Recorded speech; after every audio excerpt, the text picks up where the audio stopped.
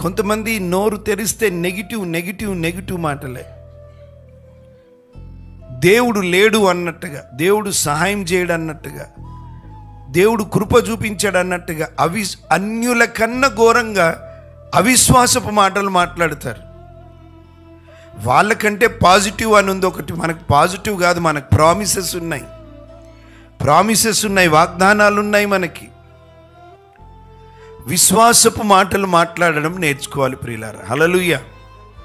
ఏమైందమ్మా, ఏమైందంటే కదా, అవును మరి ఎట్లా, పర్వాలేదు లేక, నా దేవుడు లేడా, నాతో ఉన్నాడుగా, అట్లా మాట్లాడాలా. నీ అమ్మాయి పెళ్ళవట్లేదు, అబ్బాయి పెళ్ళవట్లేదు, పర్వాలేదు, దేవుడు ఎవరినో మంచోళ్ళని ఇస్తాడు నా కొడుకుకి, నా కూతురికి, అందుకే ఆలస్యం అవుతుంది, ఈ ఆలస్యంలోంచే నా దేవుడు అద్భుతాలు తీసుకొని వస్తాడు అన్న మాటలు, దేవుడి మీద నమ్మకము విశ్వాసమున్న మాటలు మాట్లాడాలి.